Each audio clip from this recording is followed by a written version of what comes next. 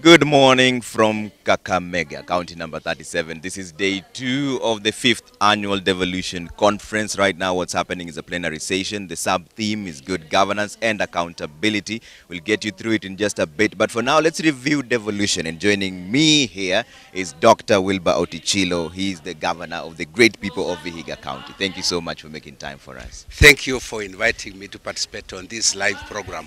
Asante sana. I'd like to start with the president's offer of having Huduma centers to help counties to sort of streamline the revenue collection. Would you be the first to take up that offer, even though it's starting in Nairobi?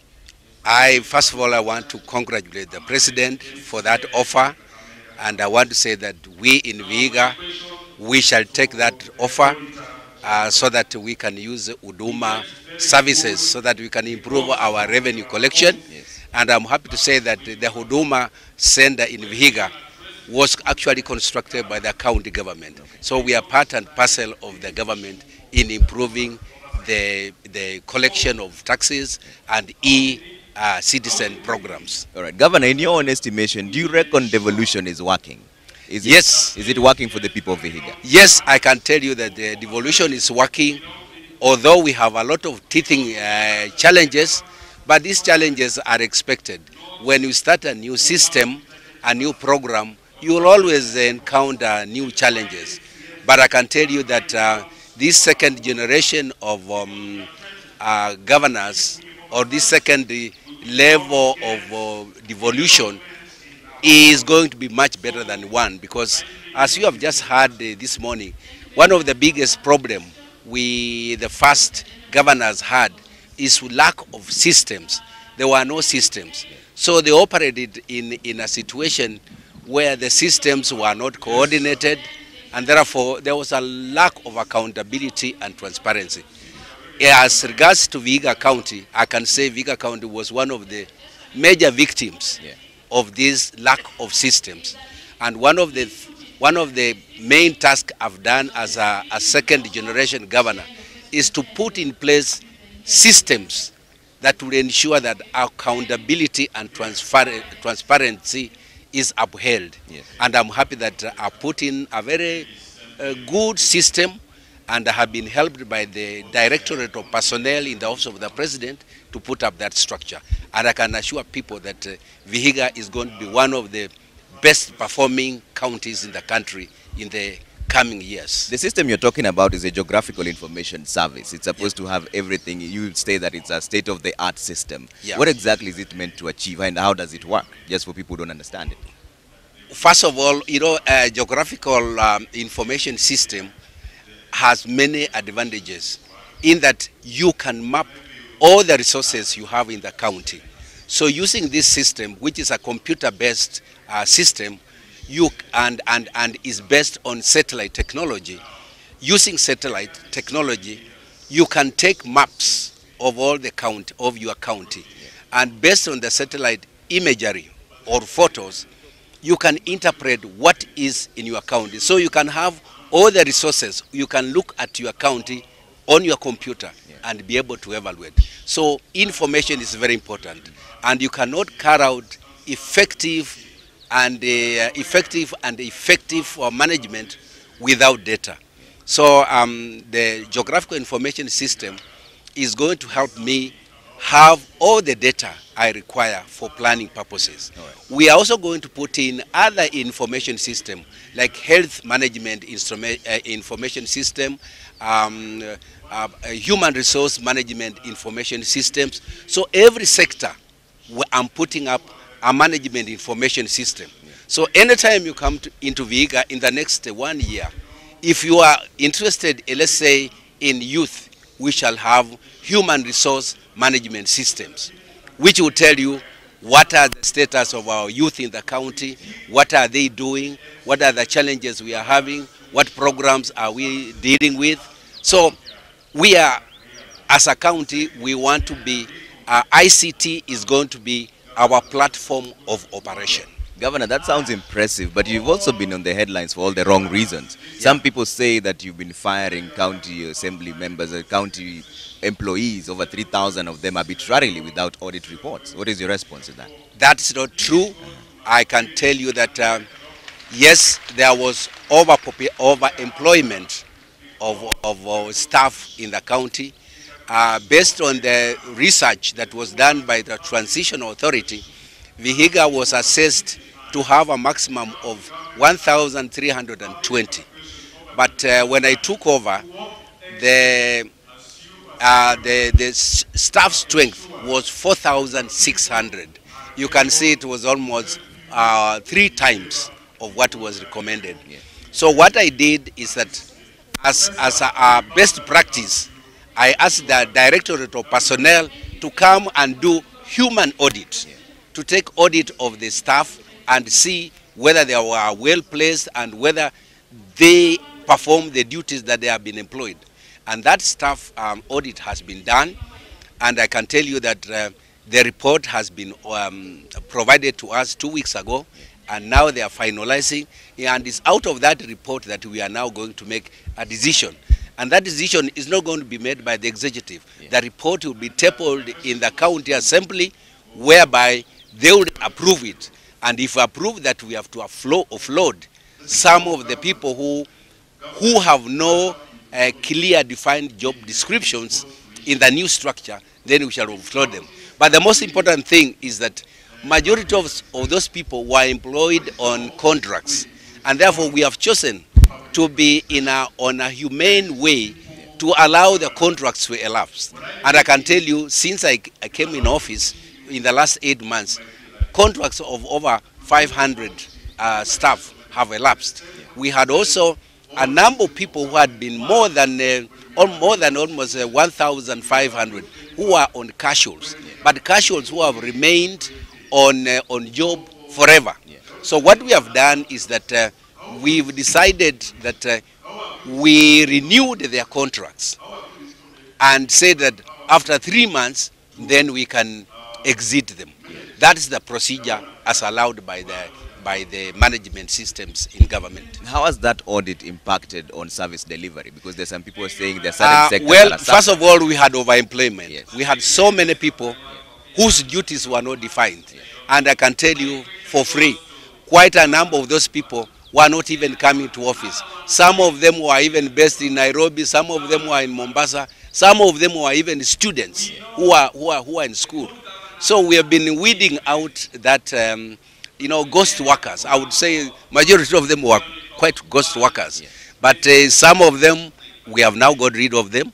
And now we believe once we have the DPM report, we will now be able to come out with a clear staff strength. And what I'm aiming is to have a lean and efficient staff that can deliver services. Because currently now, my wage bill is over 70% of the total money I receive. We receive 4.2 billion. Out of 4.2 billion, we are spending about 3.6 on wage bill. So I'm just left about 800 million to do development. That's very little money. So people of Vihiga need services. Devolution was not about development. Devolution was about delivery of services. Therefore, as a new governor, I'll have to bite the bullet and ensure that we have lean and efficient staff. And it's going to, after we get the report, it is going to be inevitable that we have to recruit new people. Because unfortunately, quite a number of those people who were recruited didn't have the right experience and qualification for various sectors. I can tell you, some of the people who were recruited, like for example, we have pharmacists in accounts. So what is a pharmacist doing in accounts department? We have environmentalists in procurement. What is a person who has a master's degree in environment doing in procurement? So we are going to restructure in a way that we place some of these people who are well trained but misplaced. We want to put them in right positions where they will contribute effectively for the benefit of the people of Vihiga County. I see your point, Governor, but what is your long-term plan for the youth? Because youth empowerment, I know, is one of the major issues you're facing. I can tell you for free, youth are close to my heart. And it are the youth who campaigned for me and actually who made me win. They were out there on the social media fighting for me and they ensured that I won. Therefore, I have a number of programs for the youth. But the first program is capacity building. And I'm focusing on vocational and technical training. Because personally, I believe if we empower our youth in lifelong skills, they'll be better off to create their own jobs rather than when they go for liberal training, where afterwards, when they come back, they are looking for a job. So my main focus for the youth is that I am renovating and our youth polytechnics. We have 31 youth polytechnics in the county. I'm renovating them. I'm putting new workshops.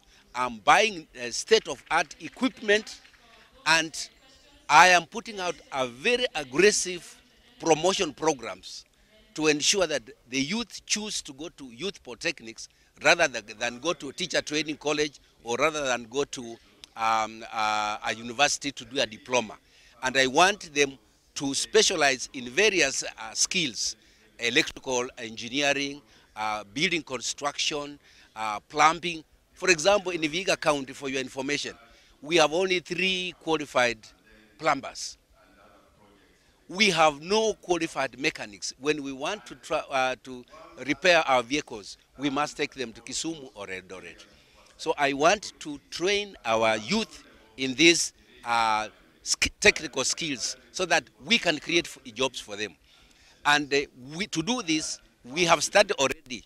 We are giving them bursary.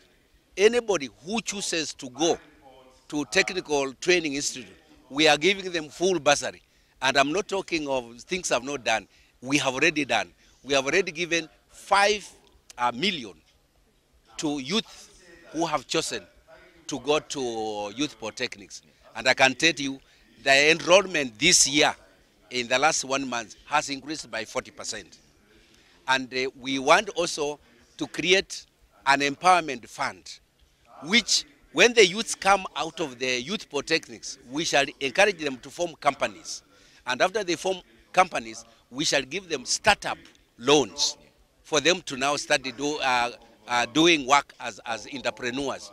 And the first jobs we want through the affirmative action, the 30% affirmative action, we will give them the job from the county so that they can start having jobs through their own county.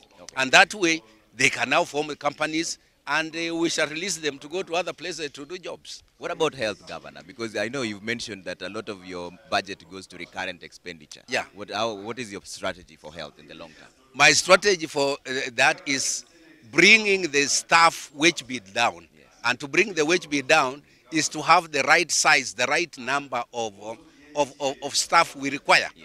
And that's why we have to reduce the staff strength from 4,600 ideally to about 2,000. Yeah.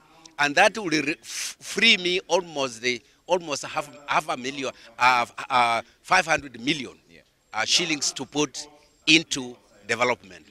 So yes, we want to reduce the wage bill as we include the development. Yeah. And for healthcare? Healthcare is one program that we have given a lot of effort. In the last 8 months I've been in office, I think healthcare has got a lion's share of whatever little money we have had. When I assumed office, our health facilities had never received drugs since 2014. They were all there, the staff were there, but there were no drugs. So our people went there for prescription, and then they went to chemists. Since last year in October, I managed to enter into an agreement with KEMSA, and they have been supplying us drugs. So all our health facilities now have drugs of all for various ailments. We didn't have reagents, laboratory reagents. So you could not be tested for any of the diseases because the reagents were not there. I have now equipped all our health facilities with reagents. So now you can go to the health centers and get treatment. So that's a program we have. In fact, next week, KEMSA is giving us another consignment of drugs that will last for 3 months. Yeah. But the most important program I have on health is primary health. I want to prevent occurrence of diseases rather than treating diseases. And in this program, I have come up with a community health programs where we have recruited community health workers whom we have trained in basic hygiene. And every village now has a community health worker. And their work is to ensure that people live in a hygienic environment. Any of the diseases that occur like malaria, we have given them test kits to be able to test, because malaria now can be tested very easily, in a very easy way. We have trained them to things like maternal health, how to ensure that our mothers and the ladies who are pregnant, they must go to the health centers and they take care of, they go for checkups every month. So the community health workers or community health volunteer program is a very important program in Vihiga. We have already recruited 926 community health volunteers whom we have trained, and to motivate them, we are giving them a small stipend of 2,000 shillings so that they can see that we are appreciated. And those are my first line of doctors, because I have formed a first line level 1 of doctors at the village level. All right. And from there, anybody who is sick there, they are the one to report to their nearest health facility, and they'll give information on the patient before even the patient says what her or his problem is. All right, Governor, one of the other focus for the conference is food security. What have you done to achieve the best in your county in terms of encouraging agriculture? Agriculture. Yes, and farming. Agriculture, Vihiga is a small county whose land parcels are very small.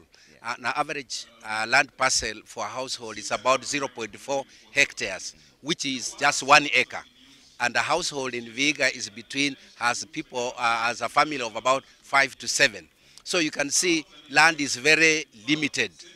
Therefore, we are changing away from subsistence agriculture to agribusiness. And agribusiness, we want to do agriculture that is going to earn people money. So we are focusing on horticulture, growing fast-growing crops. As I'm talking now, I've entered into an agreement with Meru Greens, which is one of the biggest companies, the EPZ in Nairobi, who export French beans. We are now recruiting people to start growing French beans. They are already in the process of building a cooler, a big cooler, where our farmers will be putting the French beans and they come and collect.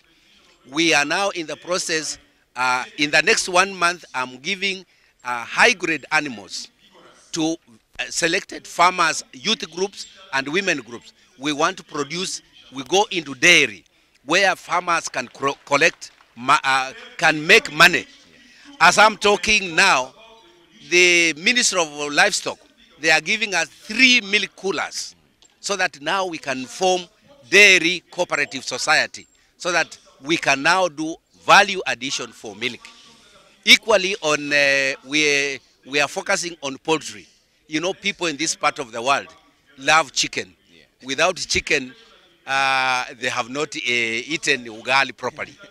So we are also making groups of youth and women, and we are going to give them hybrid chicken breeds, which is a hybrid between the high grade and the local. And we are giving them out next month to the farmers, to the youth groups, so that again we can produce chicken which they can sell very easily. We are on the beekeeping. We are already producing some honey, Vihiga honey. If you go to our exhibition, you will see Vihiga honey. We are also going into fish farming. Vihiga has lots of rivers. So we are going to fish farming, and fish farming, we have already one of the biggest challenge has been to get the fingerlings or the seed. Yeah. As I'm talking now, I'm building a big hatchery at a place called Mwitoko in Rwanda. It is going to be the biggest hatchery that we intend, apart from supplying Vihiga, we want to supply Western Kenya on hatchery. You know, we used to get fish fingerlings from Dominion Farm in Siaya, but you know what happened to Dominion. So now we are putting our own hatchery. And from there, we have selected farmers who are going now to be supported by the county government. We shall construct fish ponds for them, give them fingerlings, and give them fish feeds. Yeah. And also we are planning to put up animal feed processing plant in Rwanda, so that all the fish feeds, the animal feeds, yeah, we can process ourselves. Because fish feeds, animal feeds are very expensive. Chicken feeds are very expensive. So we are working on that. Equally on agriculture, we want to go into processing of, we have a lot of avocados, yeah, pawpaws. We want to put in small, medium scale enterprises to process all these. So this is going to create jobs. okay, Other area we want to go into in skin and hides. yeah, Vihiga produces a lot of high quality skins and hides. Yeah. We are entering with one company that processes skins and hides in Nairobi, which is going to collect the skins and will form groups of youth to collect the skins, treat them, and then the company will come and pick them, process them in Nairobi, and then they bring us now the processed hides. Yeah. And they are going to train our youths, yeah, to start small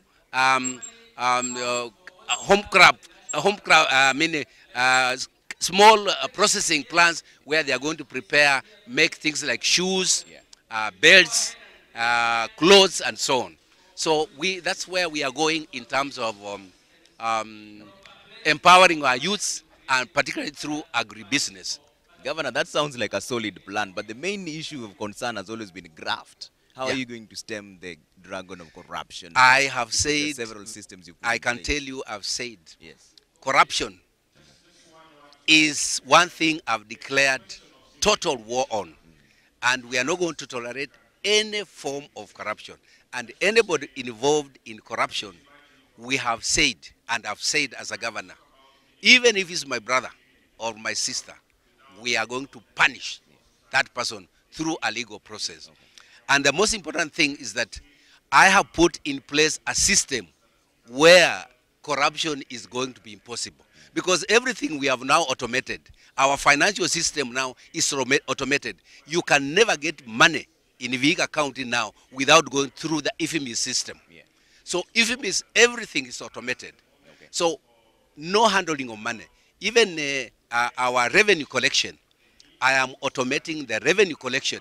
Nobody is going to handle money. Like, for example, the matatu owners, the boda.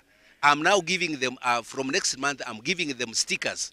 3 months stickers, yeah, 6 months stickers, 1 year sticker. So once I give you a sticker, there's nobody collecting money there. All right. And where we will need to collect money, like Mama Mboga and so on, we are going to empower groups of youth, whereby we will have them an automated system. We load the money on the system, and they collect the money from the Mama Mboga who may not use their mobiles, who not use mobiles. Yeah. But then as they collect the money, they deduct it from the system. Okay. So at the end of the day, they have not handled money. They have to return back the money that was in the system, right, before I reimburse it. All right, Governor, we can have this conversation the whole day, but we're running out of time. Can you accommodate a devolution conference in Vihiga? Yeah. Are you yes, able to? I can tell you in the next 2 years, right, I'll be able to accommodate devolution, and I'll do it much better. Yeah, I'll do it. Thank you so much. Thank Governor, you.